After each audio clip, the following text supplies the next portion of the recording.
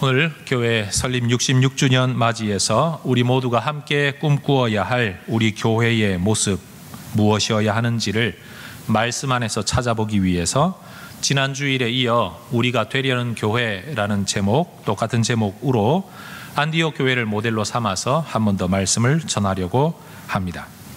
일반적으로 여성들이 우리 남자들로부터 제일 듣기 싫어하는 이야기가 군대 이야기라고 합니다.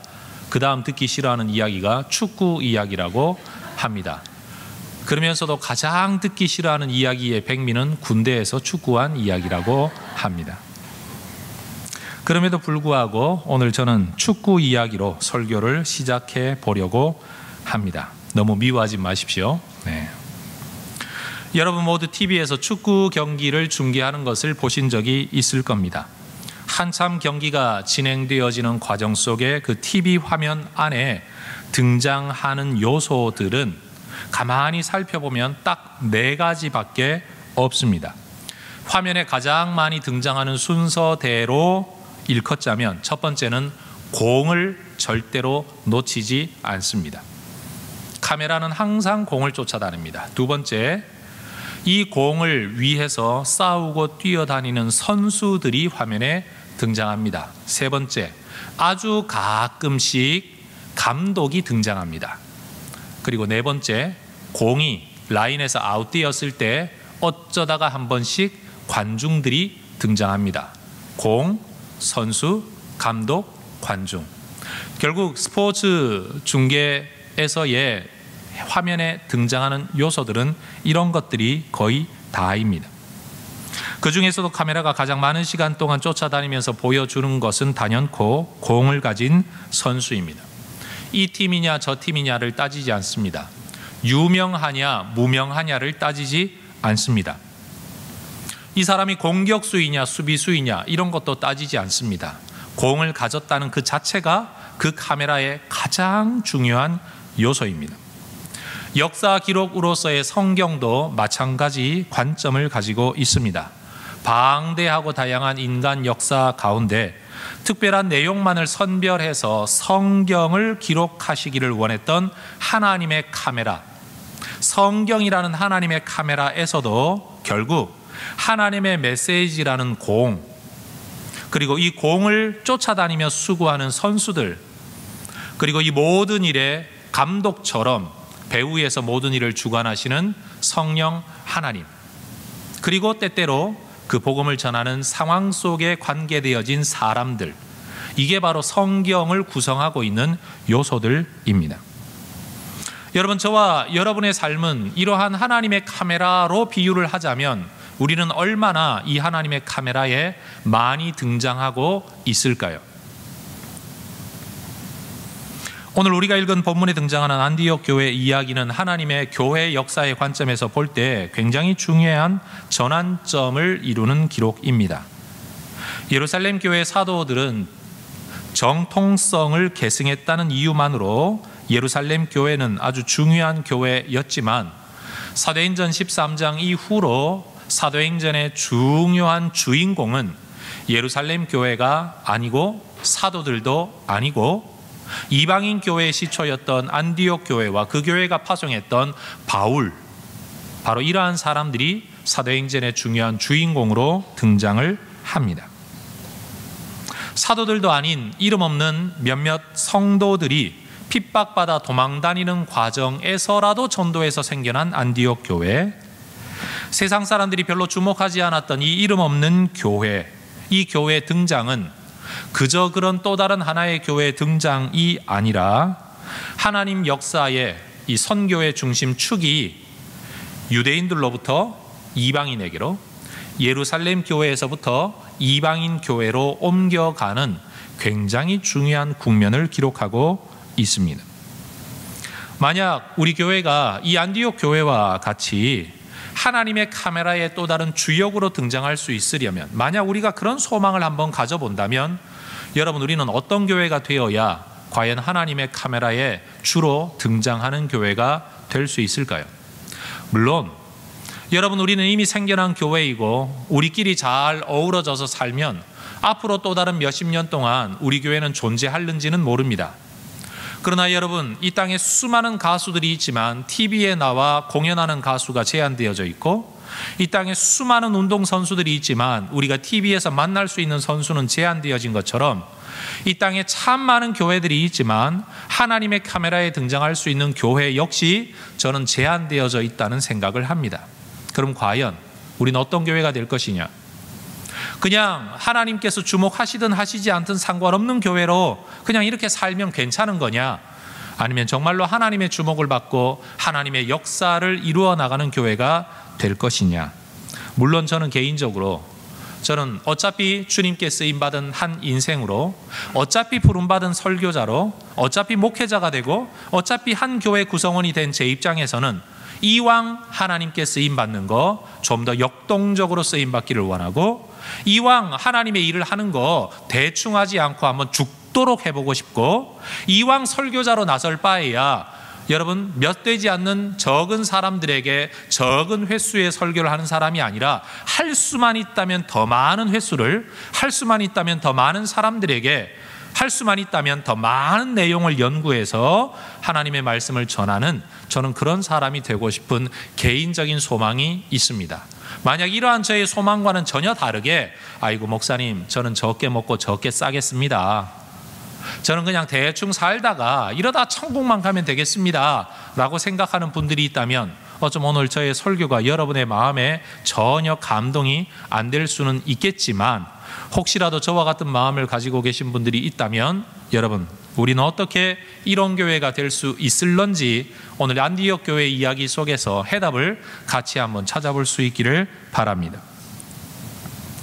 사도행전은 다른 어떤 성경보다도 성령의 초자연적인 활동이 주도적이고 가시적으로 많이 적극적으로 드러난다는 점에서 성령행전이라는 별명을 가지고 있는 책입니다. 사도행전은 그 시작부터 끝까지 곳곳에서 성령 또는 주의 천사 또는 주의 사자라는 초자연적인 하나님의 직접적인 개입 이야기를 기록하고 있습니다. 2장을 읽어보면 다락방에 숨어있던, 두려워하고 주저하던 제자들을 길거리로 뛰쳐나가 길거리에서라도 전도할 수 있도록 만들어 놓은 것은 성령의 충만함 때문이었습니다. 5장에서 복음 전파하던 제자들이 감옥에 갇혔을 때에 그들을 초자연적인 방법으로 노연하게 해서 다시 복음을 전하도록 기회를 주신 것도 성령의 역사, 주의 사자의 역사였습니다. 8장에서 빌립이라는 한 개인이 일면식도 없고 그런 사람이 존재하는지도 생각하지 못했던 에티오피아의 내시, 어느 길로 지나다니는지도 모르는 그 사람에게 광야로 나아가 그를 만나 복음을 전할 수 있도록, 세례를 줄 수 있도록 이끌어 주신 분은 성령 하나님이셨습니다. 인간의 계획도 아니었고, 인간의 노력도 아니었고, 인간의 지식의 산물도 아니었습니다. 9장에서 성도들을 핍박하던 사울, 교회를 잔해하던 사울을 하나님이 직접 나타나셔서 복음의 일꾼으로 변화시켜 주신 것도 예수 그리스도의 표면적이고 적극적이고 가시적인 역사 때문이었습니다. 10장에서 유대인이었던 베드로, 그의 개념 속에 절대로 이방인들에게는 복음을 전할 생각조차 하고 있지 않던 그에게 하나님은 환상을 통해서 이방인 고넬료의 집을 찾아가 복음을 전하라고 말씀을 하신 겁니다.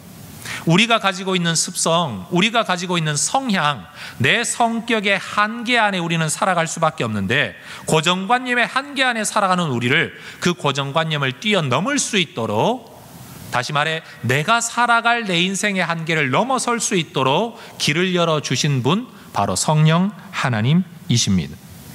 12장에도 보면 사로잡힌 주의 종들이 계속해서 복음을 전할 수 있도록 주의 천사를 통해 베드로를 감옥에서 건져내신 분 하나님이십니다. 13장에서 성령이 안디옥 교회에 나타나셔서 바울과 바나바를 교회 개척 사역자로 파송할 것을 명령하신 분도 성령이십니다.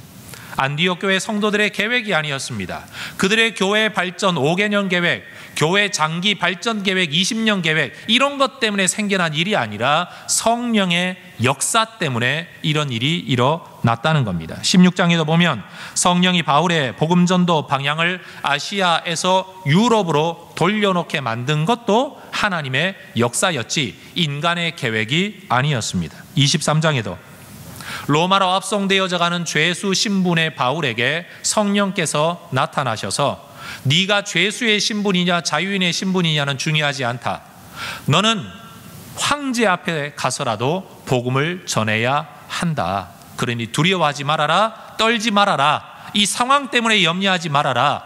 그의 마음을 격려해 주신 것도 성령 하나님이셨습니다.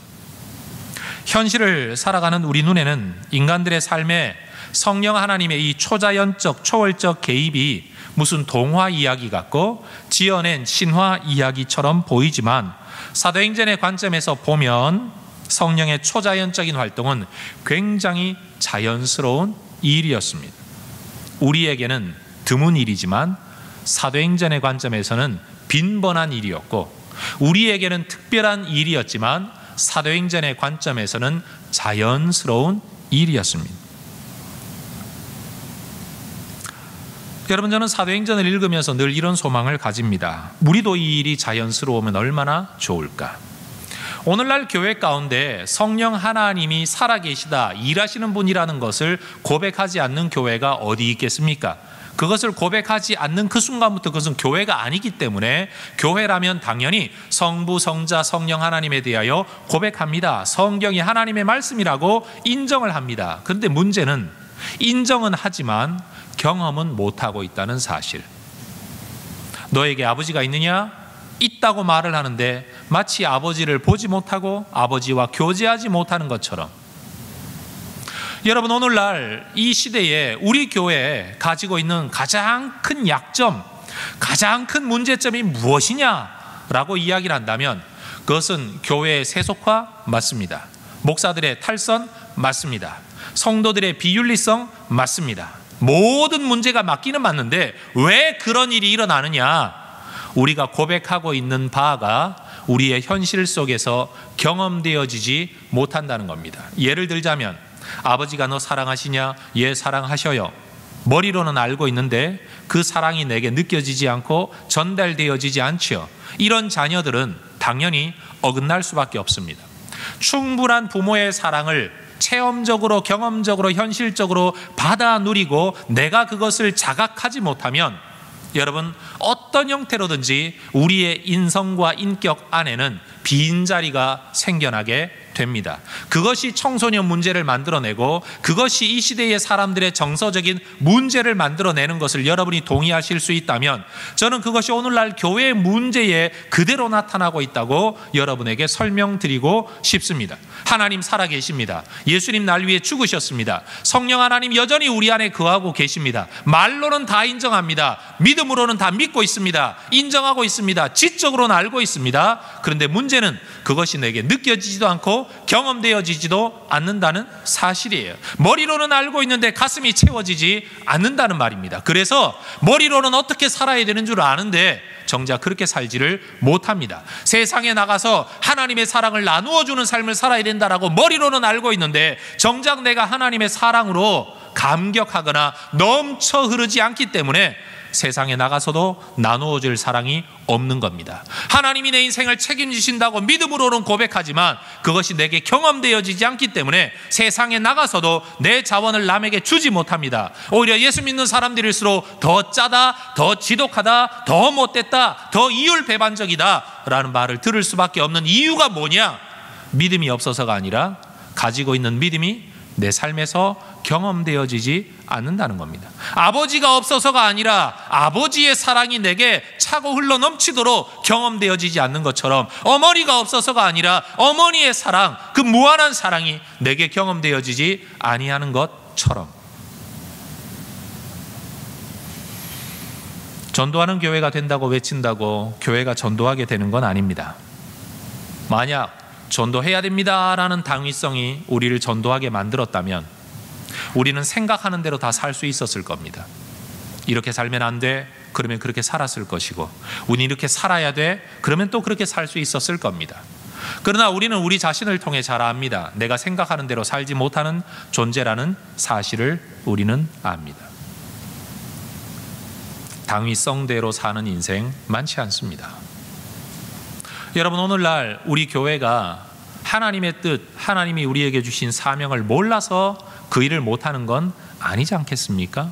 저는 그런 면에서 하나님이 우리에게 주신 엄청난 자원임에도 불구하고 오늘 우리가 누리지 못하고 있어서, 어떻게 살아야 되는 줄은 아는데도 그렇게 살아갈 만한 능력을 전혀 가지지 못한 우리에게 하나님이 주신 이 잃어버린 자원을 회복해야 된다. 그게 뭐냐?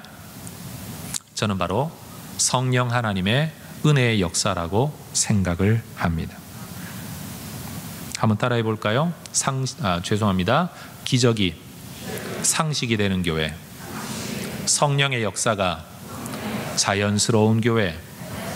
전 우리가 그런 교회가 되기를 원합니다. 여러분, 제가 다시 한번 질문하겠습니다. 성령 하나님의 초자연적인 개입과 역사가 여러분의 삶에서는 자연스러우십니까? 대답 쉽지 않죠? 그럼 제가 이렇게 바꿔 질문할게요. 성령 하나님은 초자연적인 역사를 이룰 수 있는 하나님으로 우리와 함께하고 계심을 믿습니까? 바로 이 두 개의 대답 차이가 우리 인생의 문제입니다. 믿고는 있고 인정은 하고 있는데 나타나지는 않는다는 사실.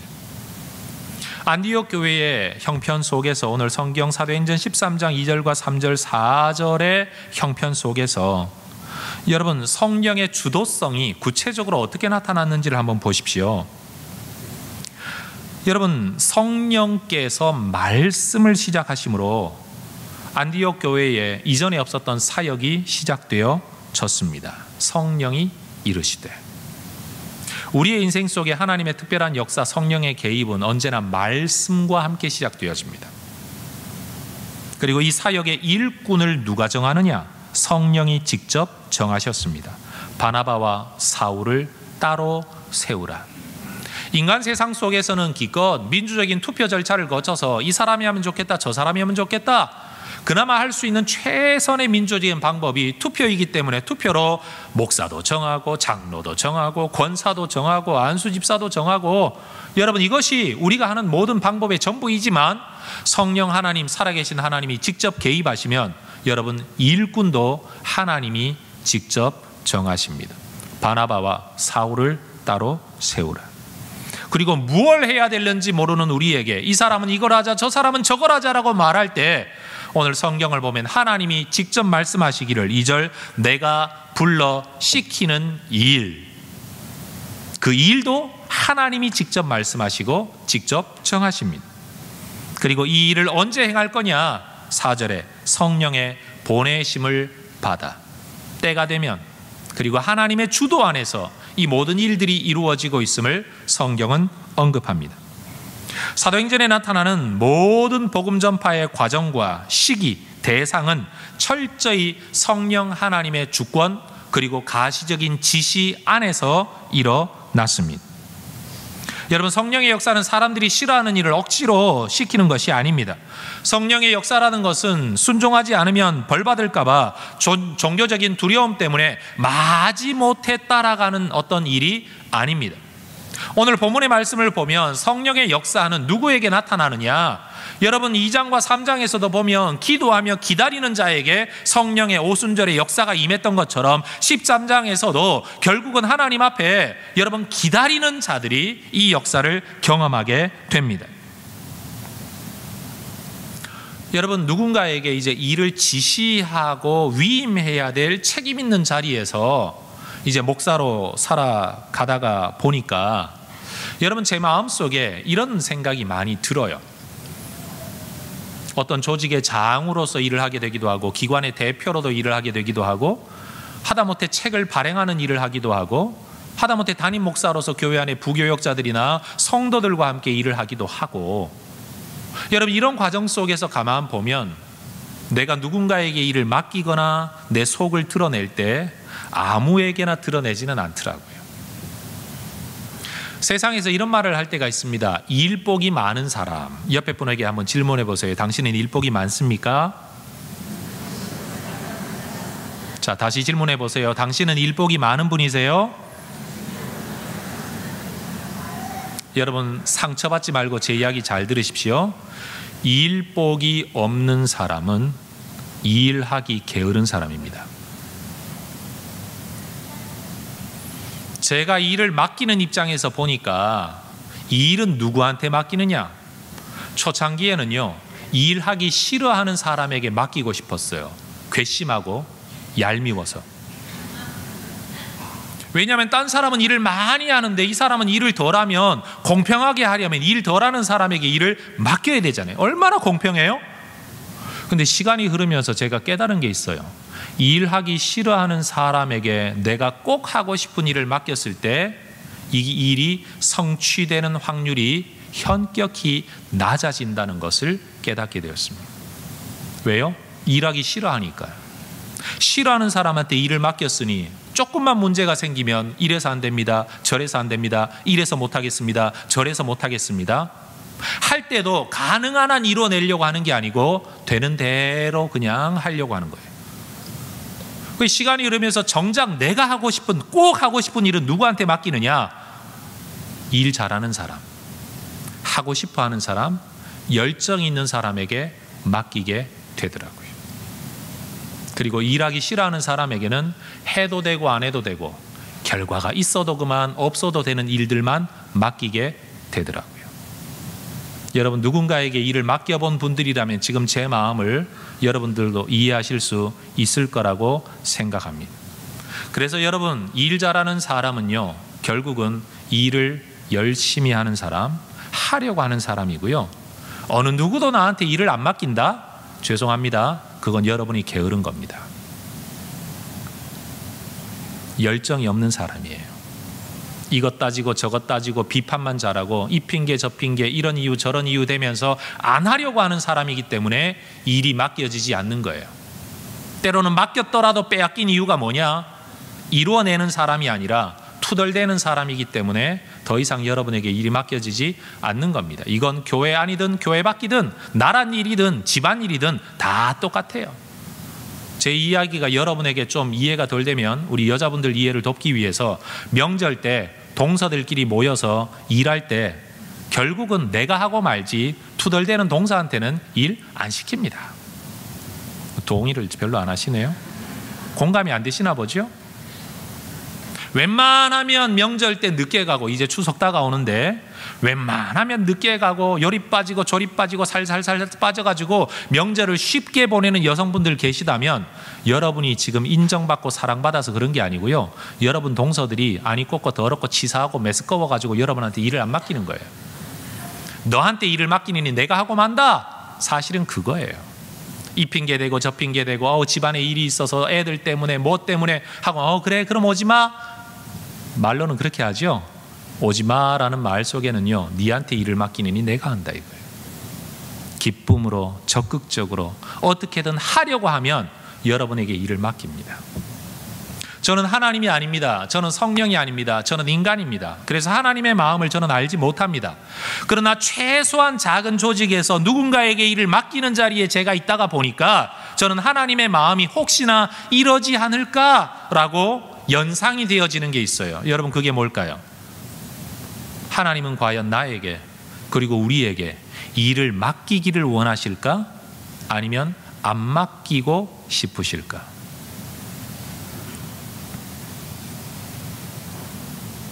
안디옥 교회는 하나님께서 예루살렘 교회에도 맡기지 않으셨던 일들을 이 작은 교회, 생겨난 지 1년도 안 된 이 작은 교회에 맡기셨습니다.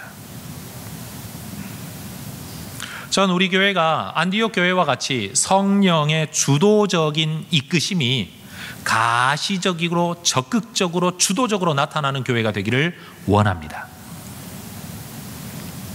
여러분은 싫으신가 보군요. 성령 하나님이 나타나시면 여러분 인생이 깨질 것 같으세요? 여러분에게 솔직히 고백하면 저는 아직도 제가 원하는 인생을 살고 있지를 못합니다. 아니, 목사님 그렇게 설교하시고 한 교회 담임 목사가 되시고 뭐 시집까지 내셨다는데 뭘 못 살고 계세요? 애들도 잘 크고 있고 가정도 평안하고 교회도 평안하고 다 원하는 대로 되고 계신데 그런데 저는 아직도 제가 원하는 삶을 살고 있지 못합니다. 그럼 제가 원하는 삶이 뭐냐? 바로 이 안디옥 교회 같은 삶입니다. 내가 계획하는 걸 하나님이 도와주셔서 내 계획대로 살아가는 인생이 아니고요, 하나님이 원하는 일에 하나님이 나를 부르셔서 내 계획도 없이 이끌려 다니며 순종할 때 내 능력이 나타나고 내 꿈이 성취되는 것이 아니라 하나님의 꿈이 나타나고 하나님의 꿈이 성취되고 하나님의 능력이 나타나는 일에 내가 그냥 뒤따라 다니면서 살아가는 인생, 제가 정말 원하는 인생은 그런 인생입니다. 저는 이런 인생을 살아갈 수만 있다면 목회 자리도 내려놓을 수 있고 설교 자리도 내려놓을 수 있고 무엇든지 내려놓을 수 있을 것 같아요. 그게 저의 정말 소망입니다. 정말로 하나님이 나를 그렇게 쓰기를 원하시고 나를 불러주시기만 한다면 저는 선교지라도 가겠고 시골이라도 가겠습니다. 제가 그렇게 좋아하는 어떤 목회적인 어떤 일들이라도 저는 얼마든지 내려놓을 수 있을 것 같아요. 그리고 그렇게 살고 싶어요. 왜냐하면 내 계획과 내 머릿속으로 살아가는 내 인생은 앞으로 10년이 흐르나 20년이 흐르나 사실은 뻔하거든요. 내 성격 안에서 살 거고, 내 지식 안에서 살 거고, 내 선호도 안에서 살 거고, 내 성품 안에서 그렇게 지지고 볶고 살아가겠죠. 10년이 흐른다고 사람이 뭐 얼마나 변하겠습니까? 20년이 흐른다고 뭐가 얼마나 바뀌겠습니까? 개인적으로 저는 제 인생의 미래에 대한 소망이 없습니다. 제가 소망을 가지는 이유는 단 하나입니다. 성령이 내 인생을 사로잡고 그나마 성령이 나를 이끌어가고 있기 때문에 그 하나님 때문에 내가 내 인생에 소망을 가지는 거지, 하나님 없는 인생, 성령이 없는 내 인생은 뻔합니다. 여러분이 지난 수십 년을 그렇게 살아오셨던 것처럼 아무리 마음에 작심을 하고 결심을 하고 일기를 쓰고 노트를 새로 쓰고 플래너를 새로 갈아 끼워도 여러분 인생 별반 다를 바 없이 그렇게 사셨던 것처럼 말이에요. 전 우리 예성교회가 66년을 지나왔지만 만약 성령의 주도적인 역사가 나타나지 않는다면 앞으로 또 다른 6년 그리고 또 다른 66년 뻔할 거라고 생각합니다. 왜요? 사람은 사는 거 다 똑같거든요. 저는 개인적으로 소망합니다. 저는 성령께서 더 적극적으로, 더 가시적으로, 더 주도적으로 우리 교회를 이끌어 가시기를 저는 기대합니다. 저는 소망합니다. 제 설교 스타일이 다 바뀌어도 상관없고, 제 성향이 바뀌어도 상관없고, 제가 하는 일터가 바뀌어도 상관없고, 내가 무슨 일을 하는 것도 상관이 없는데, 제가 정말로 소망하는 것, 성령 하나님이 나를 주도하시는 겁니다. 내가 주도하는 인생에 하나님이 나를 돕는 게 아니라 하나님이 주도하시는 인생에 내가 이끌려 살아가는 것, 저는 원합니다. 여러분은 어떤지 모르겠습니다. 그러나 최소한 저는 해성교회를 향한 제 개인적인 소망은 바로 이것입니다. 따라하십시다. 성령이 가시적으로 주도하는 교회. 저는 우리 교회가 이런 교회가 되기를 기도하고 있습니다. 저는 여러분들도 이 기도에 동참해 주시기를 부탁하고 싶습니다. 그리고 그렇게 성령이 주도하시는 교회가 되면 내가 원하는 삶을 못 사는 염려를 할 필요가 전혀 없다고 감히 말씀드리고 싶습니다. 왜냐하면 성령이 이끌려 살았던 인생들 가운데 그 어느 누구도 후회한 적이 없고, 그 모든 사람들이 위대한 감격 속에 살았던 것을 성경을 통해서, 교회 역사를 통해서 볼 때에 결코 믿지는 장사가 아니다, 절대 손해보는 인생이 아니다, 저는 이 확신을 가지고 있습니다. 다시 한번 따라하십시다. 성령이 가시적으로 주도하는 교회. 그럼 여러분, 우리가 어떻게 하면 이런 교회가 될 수 있을까요?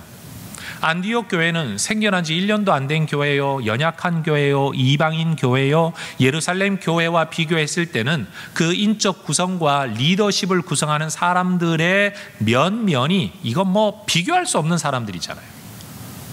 그런데도 성령 하나님이 이 작은 교회를 사용하시게 된 이유가 있다는 거예요. 만약 우리가 이것만 깨닫고 우리도 이런 길을 걸으면 우리도 그렇게 쓰임받을 수 있다. 저는 이것이 오늘 설교하는 저의 소망입니다. 당시 안디옥이라는 도시는 로마와 알렉산드리아와 함께 로마 제국의 3대 도시였습니다. 그런데 이 두 개의 도시에 있었던 어떤 교회도 행할 수 없었던 일들을 하나님은 안디옥 교회를 통해 행하셨습니다. 안디옥은 발달된 국제 도시로서의 감각, 국제 감각, 경제적인 풍요, 문화적인 포괄성, 다양한 인종들이 모여 있는 인적 구성의 다양성, 인적 자원을 가지고 있었습니다. 근데 만약 하나님이 단순히 그것만을 쓰기를 원하셨다면 로마나 알렉산드리아의 사람들을 쓰셨을 텐데, 하나님이 쓰는 건 그렇게 표면적으로 드러난 인간적인 요소들만이 아니었습니다. 안디옥 교회는 하나님이 쓰실 수밖에 없었던, 정말 쓰시고 싶어 했던 딱 하나의 요소를 가지고 있었습니다. 그들이 뭐 엄청나게 많은 시간 동안 훈련받은 것도 아닙니다. 세워진 지 1년도 안 된 교회입니다. 역사 때문에 쓰신 것도 아닙니다. 제자 훈련을 다 마쳤기 때문에 쓰시는 것도 아니었습니다. 뭐냐? 2절을 보십시오. 따라하십시다. 주를 섬겨 금식할 때에. 한 번 더요. 주를 섬겨 금식할 때에. 이들이 했던 금식, 음식을 끊는다라는 문자적인 의미에서의 금식이 아니라 이들은 주를 섬기기 위해 금식했습니다. 우리가 간절한 문제를 갖고 있으면, 소원을 갖고 있으면 우린 하나님 앞에 금식이라는 방법으로 작정 기도를 합니다. 시간을 정해놓고 하는 작정 기도, 방법을 정해놓는 작정 기도, 뭐 기도원에 가서 한다, 산에 가서 한다, 아니면 내가 이 골방에서 한다, 이 모든 것들이 작정 기도 방법이죠. 그 중에 하나가 금식 기도거든요. 나는 안 먹고 하겠다. 세상적인 모든 내 삶을 유지하는 자원을 내가 끊어버리고 하나님이 주시는 자원으로만 내가 이 문제에 직면하고 이 문제를 해결하겠다. 이게 금식 기도입니다. 그런데 지금 안디옥 교회는 문제를 해결하기 위해 기도하는 게 아닙니다. 내가 당면한 곤고한 상황을 벗어나기 위해 하나님 살려주세요 라고 금식하는 것이 아니었습니다. 여러분, 이 성경에서 섬기다라는 이 단어는 구약에서 제사장들이 성전에서 제사와 관련되어진 일들에 봉사할 때 쓰여진 단어입니다. 다시 말해 예배적, 제사적 용어라는 거지요.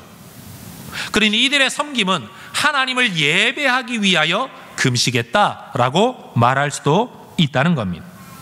안디옥 교회는 어떻게 하면 하나님을 더 잘 섬길까를 위하여 금식하는 교회였습니다. 먹고 살기 위한 금식도 아니고, 문제 해결을 위한 금식도 아니고, 하나님이 문제 풀어주지 않으면 나 감옥 가야 됩니다, 나 빚쟁이가 됩니다, 나 집 뺏기게 됩니다, 이런 금식이 아니라, 하나님, 내가 어떻게 하면 하나님을 더 잘 섬길 수 있을까요? 우리가 어떻게 하면 하나님의 뜻을 더 잘 이루어 드릴 수 있을까요? 우리가 어떻게 하면 주의 영광을 더 많이 드러낼 수 있을까요? 이 목적을 위해 금식했다는 겁니다. 과연 오늘 우리는, 그리고 이 시대의 우리는 이런 형태의 금식을 얼마나 하고 있을까요?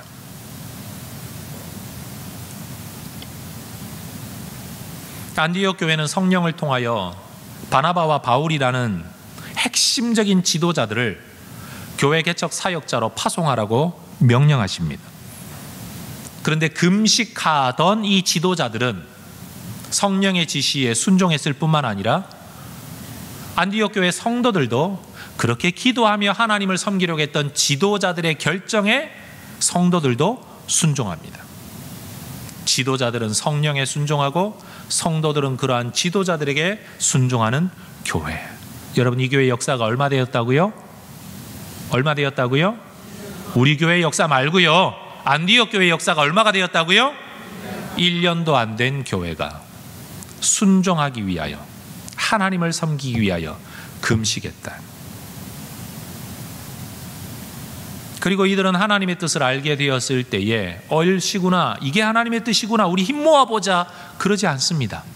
하나님의 뜻을 듣고 난 다음에 3절, 이에 금식하며 기도하고 두 사람에게 안수하여 보내었다.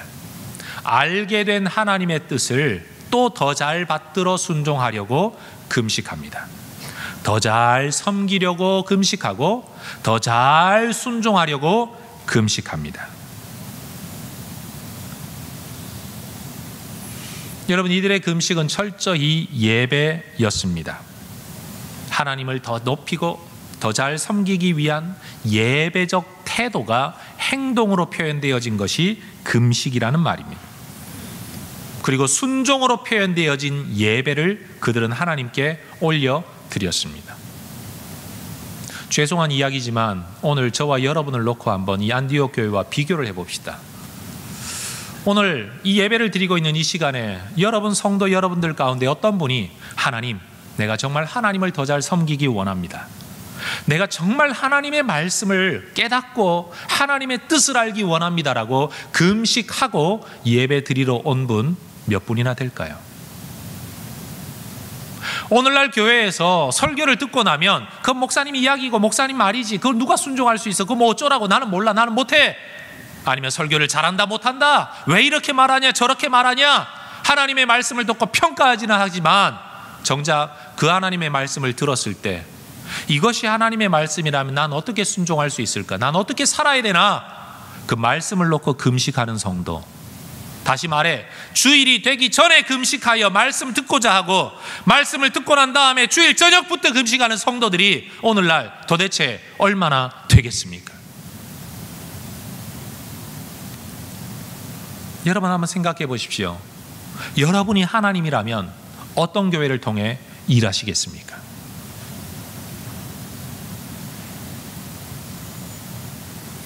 하나님은 냉소적인 사람보다는 열정의 사람을 찾으십니다. 좋아하십니다.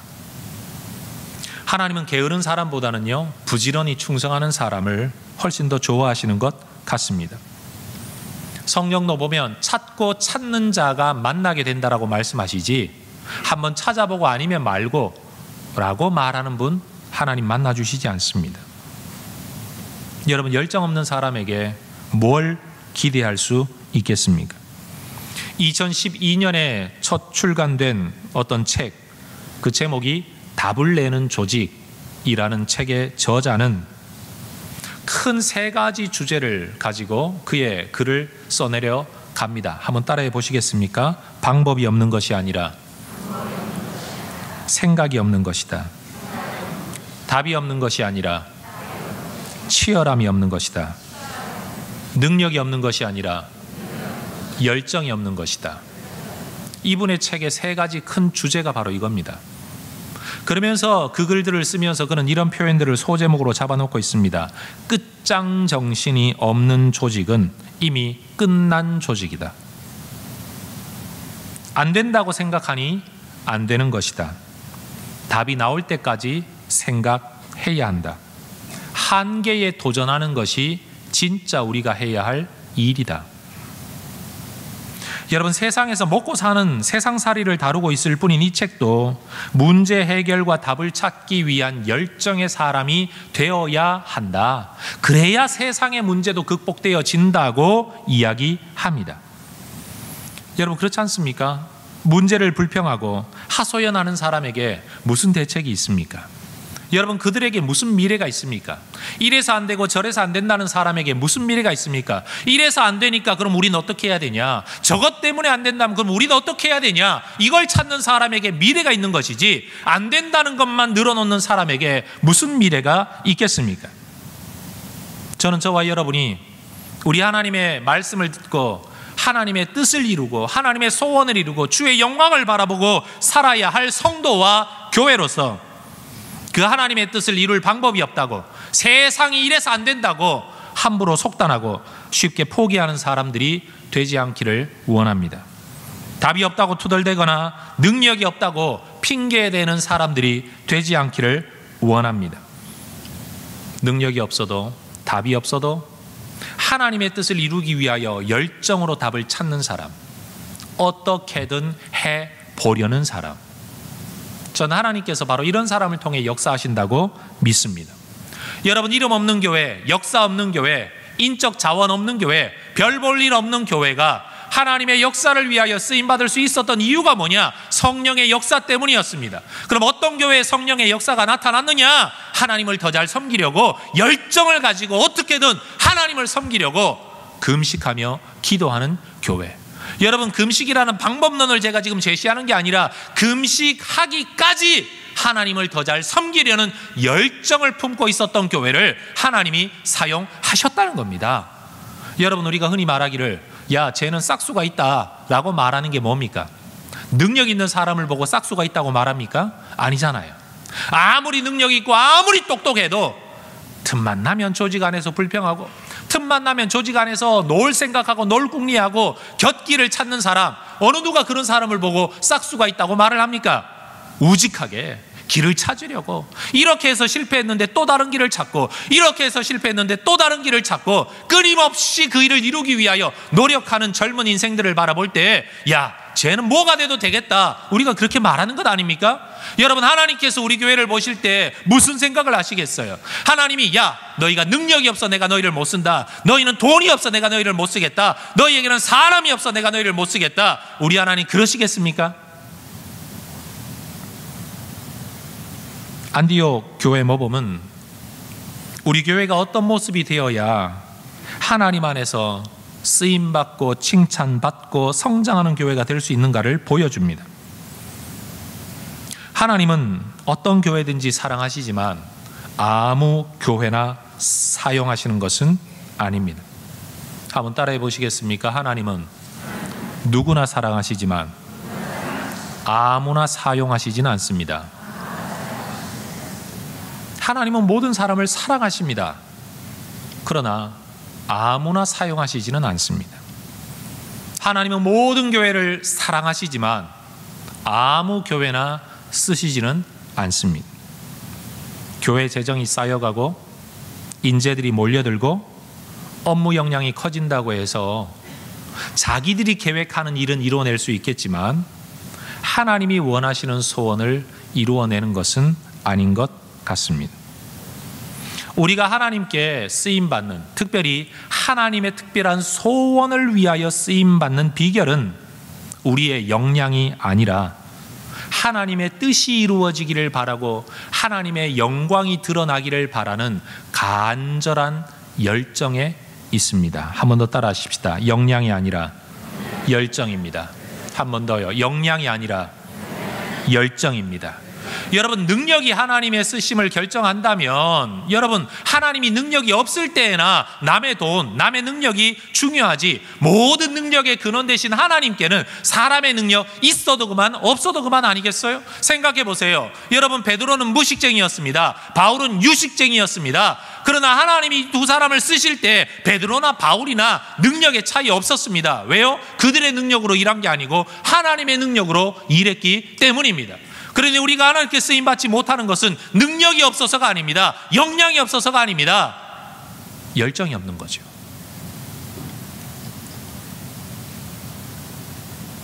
저는 우리 교회가 정말로 하나님의 뜻이 이루어지기를, 하나님의 영광이 드러나기를, 그리고 그 일에 우리 같은 미천하고 연약한 자들이라도, 교회라도 하나님이 써주시기를 간절히 바라는데, 그게 어쩌다 한번 그랬으면 좋겠어 라고 끝나는 게 아니라 하나님 정말 우리를 그렇게 써주세요, 하나님 내 인생을 정말 그렇게 써주십시오 라고 금식하며 기도하기까지 간절하게 하나님 앞에 메어 달리는, 저는 그런 교회가 되기를 원합니다. 여러분, 저는 단순히 성장하는 교회가 되기를 원치 않습니다. 세상 말로 단순히 성장하는 교회는 어쩌다가 주변에 아파트 단지 들어오고, 여러분 옆에 있는 큰 교회가 쪼개지고 문제 생기면, 여러분 우리가 나쁜 소문만 나지 않으면 그 교회 괜찮다더라 하면 가만히 앉아서도 옆에 교회 문제 생기면 이쪽 교회로 몰려들고, 이 교회 문제 생기면 저쪽으로 몰려들고, 여러분 그렇게 몰려듭니다. 물론 우리는 그것마저도 못하고 있지만, 제가 원하는 것은 단순한 그런 성장이 아닙니다. 단순히 유명세를 타는 목사가 되거나 유명해지는 교회가 되기를 제가 원하는 게 아닙니다. 여러분, 하나님께서 우리에게 원하시는 게 뭘까요? 인적 자원이 많은 교회를 원하셨다면 하나님은 예루살렘 교회를 택하셨을 겁니다. 중앙의 핵심적인 정치 역량을 가진, 사회적인 지도력을 가진 사람들을 통해 일하시겠다고 하나님이 마음을 먹으셨다면 안디옥 촌동네가 아니라 로마 중심지에 있는 교회를 하나님이 사용하셨을 겁니다. 그러나 하나님에게는 그런 것들이 별로 중요한 게 아니었어요.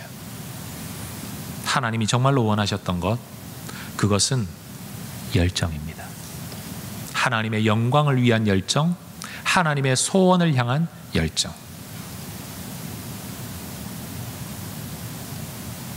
여러분, 전 우리 혜성교회가 성령이 마음껏 역사하시도록 환영받는 교회가 되기를 원합니다. 죄송하지만 우리 성도님들 중에도 목사님 설교는 주일날 한 번쯤만 들으면 됐지 그 이상 듣는 건 부담스러워. 내가 떠나지는 않겠지만 그렇다고 더 가까이 다가가기도 싫어. 저런 양반 옆에 갔다가는 찔러 피도 안 나올 양반, 불가근 불가원. 목사님하고는 자고로 이 원칙을 잘 지켜야 돼. 아마 그렇게 사는 한도 안에는 여러분과 제가 평생을 이 교회에 함께 머물러 있더라도 제 소원이 여러분을 통해 이루어지는 일은 없을 겁니다. 그리고 여러분의 소원을 위해 제가 눈물을 흘리며 기도하는 일도 없을 겁니다. 왜요? 모르니까요. 제 속마음을 여러분이 모르고 여러분의 제목을 내가 모르니까. 여러분, 우리는 하나님에 대하여 얼마나 환영하고 있습니까?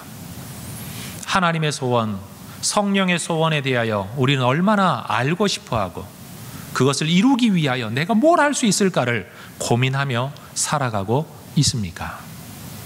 자, 여러분, 하나님의 교회라고 말하려면 자고로 이 정도는 되어야 하나님의 교회라고 말할 수 있지 않을까요? 하나님의 소원에도 관심이 없고 하나님의 뜻에도 관심이 없고 하나님의 명령에 대한 순종의 여부에도 별로 관심이 없는 교회라면 껍데기 모양은 하나님의 교회라고 불려지고 있지만 과연 그게 진짜 교회입니까? 전투 역량을 강화하는 일은 뒷전이고, 여러분, 사람이나 패 죽이는 군대가 진짜 군대입니까? 하나님의 소원은 온데간데 없고 오로지 인간들의 이야기와 이권과 돈과 명예만 오고 가고 있는 교회가 여러분 진짜 교회입니까?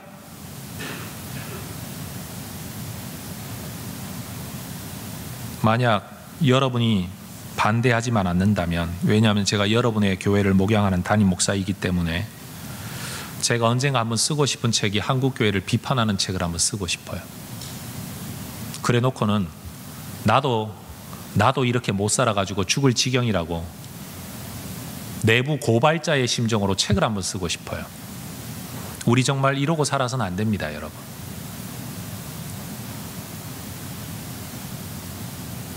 그게 지금 목사님들이 이야기를 하는 게 아니고요, 저와 여러분, 이 시대에 예수를 믿으면서 하나님은 주인이라고 말하고 사는 우리, 여러분, 이렇게 살면 안 돼요. 이건 하나님의 교회가 아니에요. 하나님한테 빌붙어서 밥이나 얻어먹고 살려는 인생들이지, 하나님의 소원을 위해서 어떤 것도 내어놓으려고 하지 않는, 여러분, 이게 어떻게 하나님의 교회라고 말할 수 있겠습니까?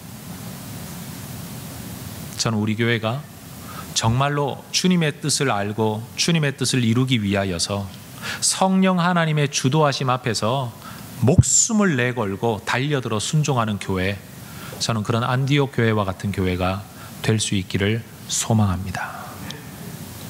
군인이라면 여러분, 전우들을 사랑하고 함께 위로하면서 나라를 위해 목숨을 걸고 에너지를 쏟는 게 마땅하고, 교사라면 아이들을 가슴에 품고 그들이 가진 재능을 일깨워주고 그들에게 바른 길이 이것이라고 알려주고 돌보아주는 게 마땅한 것이고, 정치인, 자고로 공복이 되려면 자기 뱃속을 채우고 자기 가족들 배불리려고 하는 게 아니고 정말로 이 나라가 바로 되어야 된다,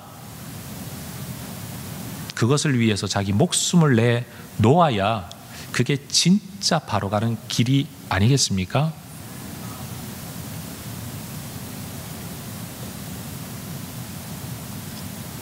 성도 여러분, 저는 한 교회 담임 목사가 되는 것보다도 더 열렬히 원하는 게 있습니다. 큰 교회 담임 목사가 되는 것보다도 더 원하는 일이 있습니다. 그건 안디옥 교회처럼 살아가는 겁니다.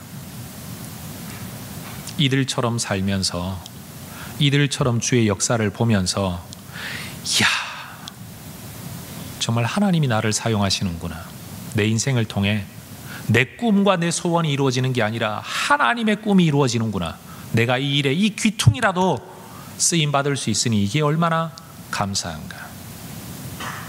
그런데 좌를 둘러보아도 우를 둘러보아도 앞뒤를 둘러보아도 무엇가 하나님의 음성인지, 무엇가 하나님의 뜻인지, 무엇가 하나님의 소원인지 알지도 못하고 그저 오늘도 밥 한 그릇 먹는 것과 내 새끼 챙기는 것과 교회 문제 해결하는 것으로 나의 전부의 인생을 산다면 아마 저는 죽으면서 어금니를 깨물고 한을 품고 죽을 것 같아요. 내가 원했던 인생은 이게 아닌데, 나 이루고 살고 싶지 않았는데. 성도 여러분, 성령이 주도하는 삶을 살면 우리의 인생은 지금보다 훨씬 더 놀랍고 역동적이 될 수 있습니다. 내가 원하던 그 이상의 삶을 살아갈 수 있습니다. 그런 성령의 역사를 보기 원하고 누리기 원한다면 우리는 안디옥 교회처럼 주님을 섬기기 위한 열정으로 불타올라서 금식을 하든 기도를 하든 뭘 하든 뭐 하나라고 국한되어질 수는 없지만 안에서 불타오르는 열정이 있어야 됩니다. 오늘 설립 66주년 맞이에 우리는 성찬식을 행하려고 합니다. 세상에 술 또는 약이 내 몸 안에 들어와도 작용을 일으켜 내 몸의 변화를 유발합니다. 세상에 술만 먹어도 말 못하던 사람이 말하는 자가 되고 부끄럼 타던 사람들이 길거리에서 노래를 부르는 사람이 됩니다. 술만 먹어도.